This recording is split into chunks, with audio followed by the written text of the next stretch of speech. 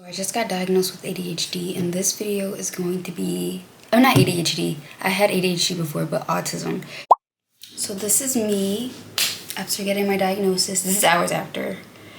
And I plan on linking up with my sister to disclose. We have a plan. I'm gonna slide her the paperwork. And honestly, I'm glad. Some people have a negative experience with late stage diagnosis. For me, I already knew. So I already had systems in place. I just didn't have a name for it, or when I heard the term autism, I had an idea of what autism was prior to getting into grad school. In grad school, just kind of put the pieces together. And it really would have been a waste of money if I would have made it all the way through grad school without being able to identify patterns in the criteria, but then also not necessarily being able to diagnose myself, but applying what I learned in other areas. Like, it would have been a waste of money if I went all the way through grad school and learned absolutely nothing. So it just proves that I learned something in grad school. I learned a lot in grad school, not only about the clinical work, but about myself. But I'm grateful that I've gotten a diagnosis later on in life, because I've already established my interests, my likes, what I'm capable of. People didn't put limiting beliefs on me simply because of what they assume as to what I'm capable of. Like, I've owned businesses. I have my black belt, for crying out loud. I got my real estate license while doing an accelerated master's program, while taking 6 master's level courses at the same time. And on top of that, I've traveled. I've lived a life prior to, and I'm still going to live a life after. And when I said I don't want to make this my identity, the point still stands. I really don't. But now I have clarity. This video is going to be about the positives of being diagnosed in late stage from my perspective, or in my experience. So this is going to be off the cuff, obviously, because I just got diagnosed earlier. So maybe as I have more time to think about it, I'll add more things. But starting off strong, I'm not a follower. I feel like I've always been strong-willed and had my own mind. So I feel like that's a strength of mine, that I'm not a follower. Number 2, I'm grateful that it's late stage, because I mentioned this in another video. I feel like if I would have gotten a diagnosis earlier, a part of me would feel like people would project their limitations onto me.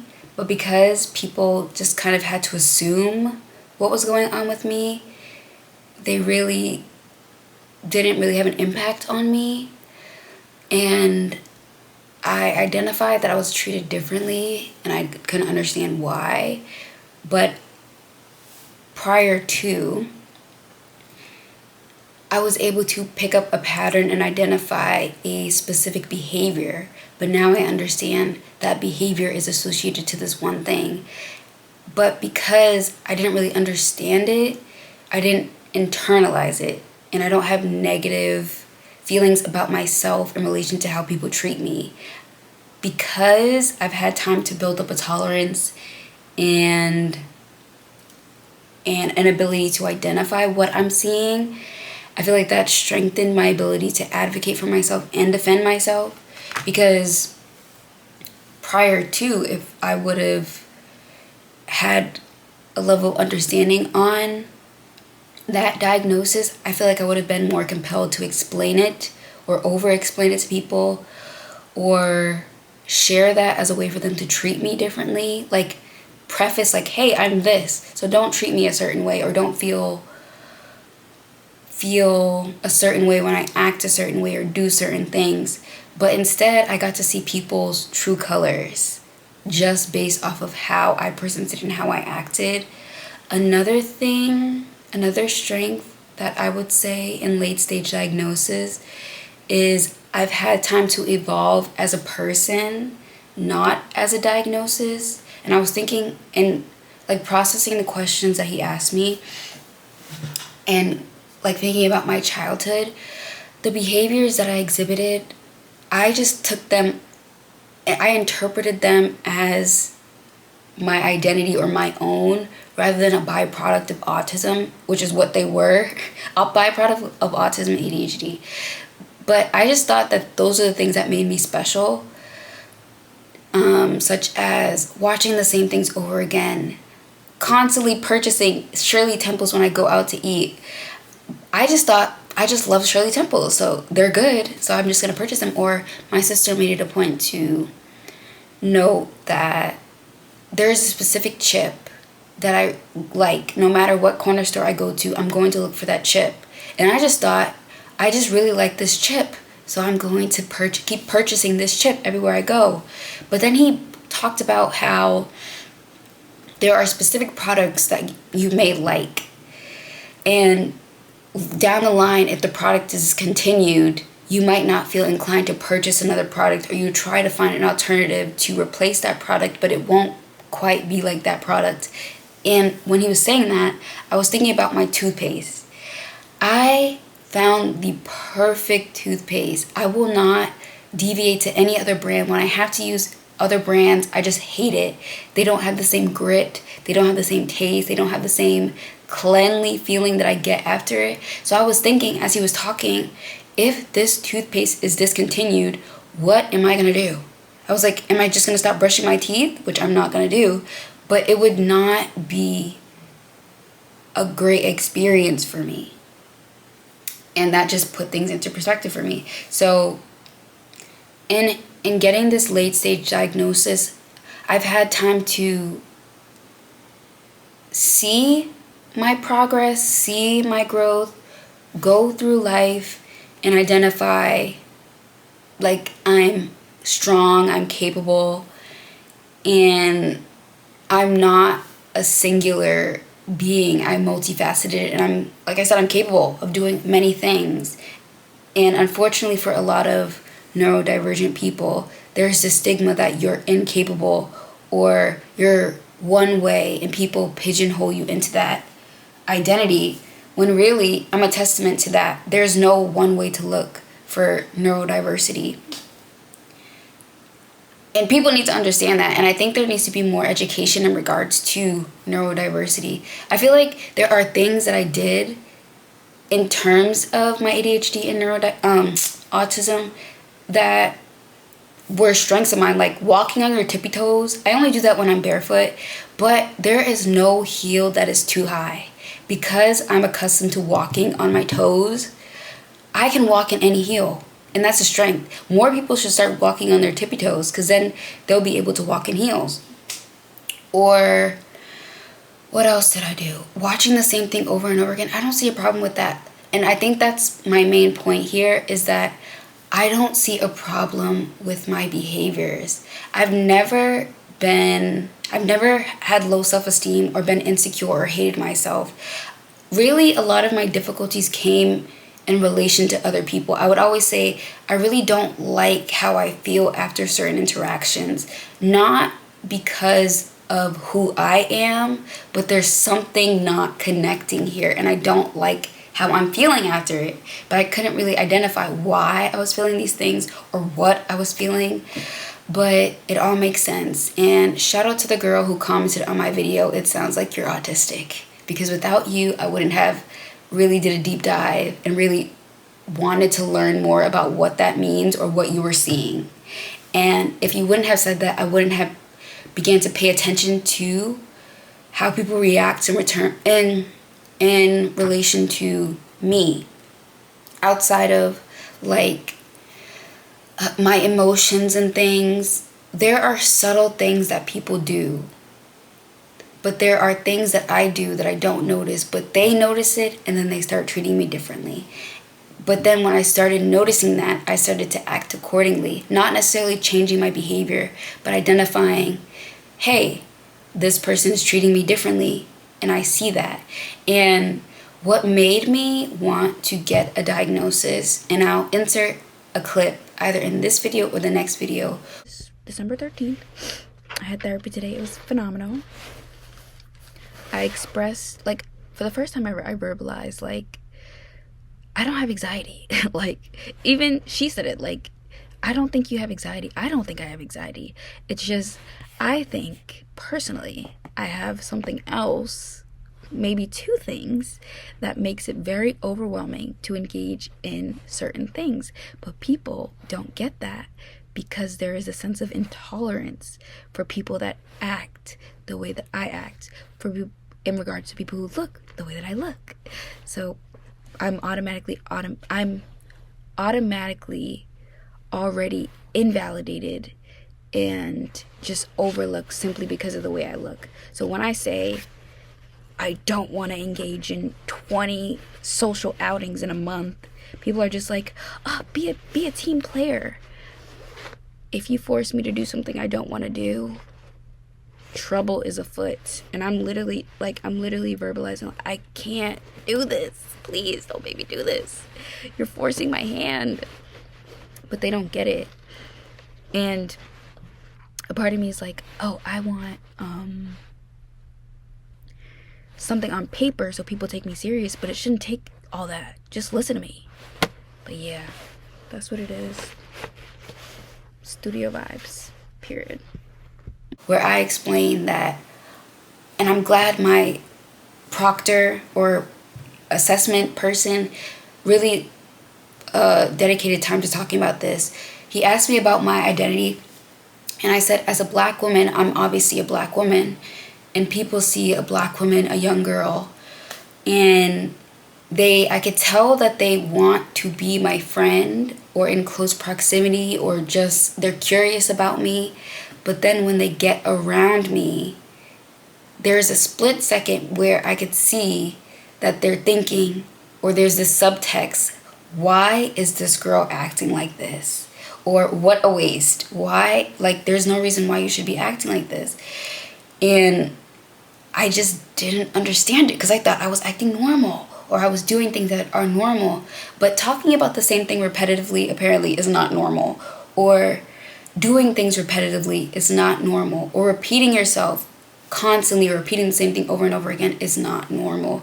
Or what did he say? What was the word he used? Sensory seeking. I didn't know that's what I was doing. I literally did not know that was what I was doing. And I think people misunderstood like certain things that I was doing, especially labeling me or trying to push a certain sexuality onto me because I'm like super comfortable in my skin, or I'm like very touchy, or I have struggles with what is it when you're too close to people.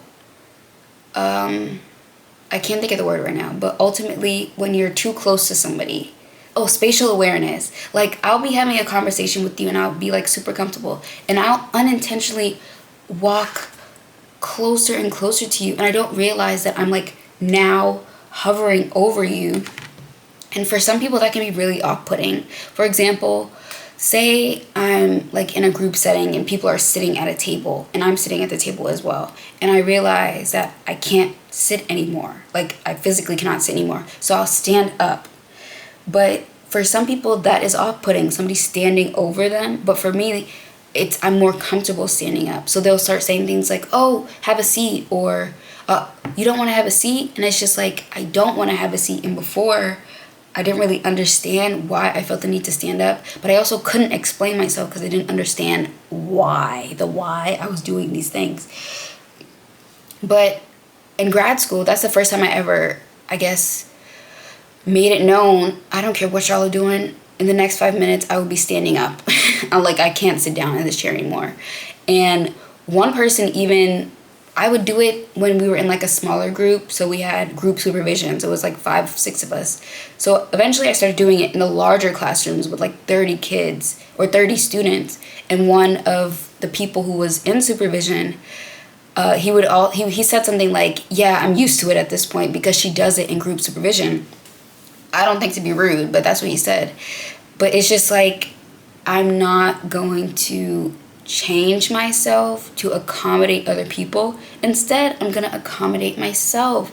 And I think from my experience, more neurodiverse people should be more self-centered, if I'm being completely honest. Because just based off of my experience as a therapist and working with neurodiverse people, they are taught to contort and change themselves for certain settings and certain people and certain situations, when really, I think it should be the other way around. I think it should be give and take, but for the most part, people are just taking, and it's not fair. It's unfair. So yeah, I'm glad I was able to develop in my interests from childhood to adolescence. And he asked me about like niche interest of mine, and I explained to him that I would watch shows like George Lopez or Nick at Night or George Lopez, Married with Children, like the adult shows that I really liked, and didn't feel pressured or embarrassed because I liked those shows. I really liked Reba as a kid.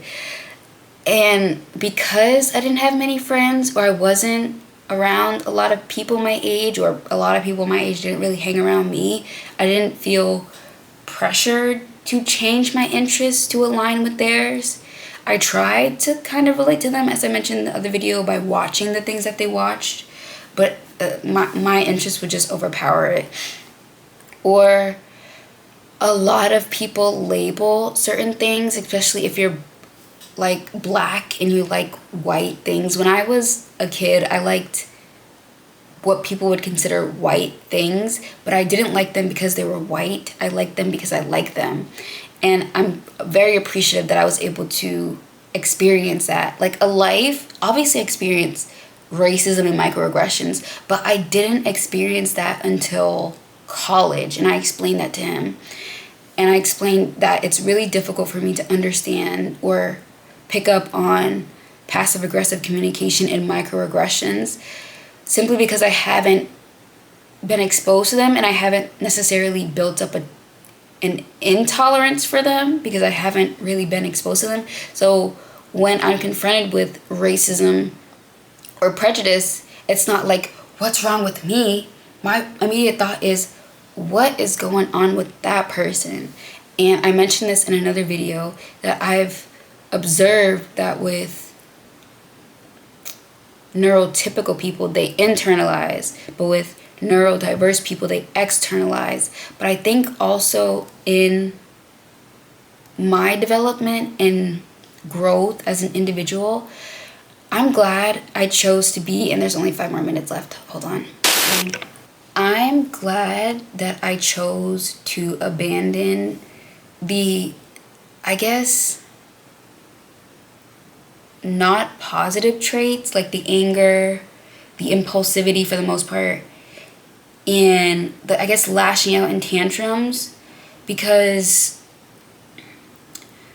I was thinking, like, if I was an evil person and I had the abilities that I have, pattern recognition, picking up on certain things, that the unseen, I could really use that to destroy people. There are things that I know about people that they didn't tell me, but I've just heard them say in passing. Like, people talk a lot, and I don't think they realize that they talk so much. And other people are very forthcoming about personal things. Like, I would never tell somebody my insecurities, because why do you need to know that? So I think what makes me different is there are things that I wouldn't do that is standard practice in like neurotypical living that I would just never do. But because I'm different in a way, if I was evil, I could have manipulated them, or I could have destroyed them just based off of what they've given me. But instead, I'm better. Not better than them, but just I'd rather use my powers for good. And that's another thing. I was like, I think it's funny. I didn't want to get a diagnosis simply because I felt like it would strip me of my magical powers, or strip the magic away. Like, oh, if I know this one thing, then I'll feel the need to hide it or not want to do it anymore. Or it would just like, I don't know. I just felt like it would kind of expose things that would make me not want to do it anymore, or would like make the magical fairy dust go away, so to speak. But I think it made me stronger, honestly. Like, obviously, I've gotten a lot better with age, but I was lethal as a kid. As a teenager, I'm glad there are certain experiences or certain things that I didn't do, like get on birth control. I think I would have been like a menace to society if I experienced being on birth control. So I think my life panned out exactly the way it should have. Like, I'm exactly the person I should be. There's still area for improvement, but now I feel like now I have a guide to who and what I should be doing and where I can improve. And honestly, if I'm being completely honest, there was a moment where I was sitting in a group and people, the group that I was sitting with, they were talking horribly about autistic people. Horribly. And I noticed that they were treating me differently, but in the moment I was like, why are they talking about autistic people in this way? Like, it's so mean, it's so heinous, it's really uncalled for. But I really think it was intentional. I really think they were subbing me in the conversation without subbing me. And with that being said, there are a few people who, if I could go back in time, if I know what I know now, I would go upside their head. The bitches are evil and you need to be destroyed, goddammit. Like, literally. Just based off of the way they treated me. Uncalled for. Uncalled for. Uncalled for. Like, I'm so glad. I'm so glad I got a late diagnosis. Y'all better be glad I got a late diagnosis. 'Cause if I knew what I know now, it would have been over with. I would actively try to destroy them. Like, literally. But I'm not in that place now. So I'm going to use my powers for good. And I don't know what's to come of this journey, but I'm excited. Like I said, I don't know what I'm excited for, but I'm really about to turn up. And it's not like I'm gonna change anything that I was doing. It's just I'm gonna learn more. I was doing everything right. It's just the delivery was off. the delivery was so off. But now I have a guide, so. And again, I'm probably just gonna post here about it, but I'm not gonna, like, when I go into social settings, I'm not gonna be like, oh, I'm autistic, or I have autism, or I have ADHD. That's none of your business. And that's the point that I was trying to make. There are some things that people feel so compelled to share about themselves, but a little bit of mystery is great. And in a separate video, I'll explain the pool shark theory for people with neurodiversity, and that is the trick, the pool shark theory. So, yeah. I really do. I feel like there's like a monkey off of my back. Because I knew people were trifling, but I couldn't figure out why they were trifling specifically towards me in certain areas. Now I get it. Trifling. I'm very excited. What for? I have no idea. I was feeling a bit sad after, but now I'm happy. Because I was doing the right things. It's just I didn't have clarity. But now that I have clarity, it's up. So yes, toodles.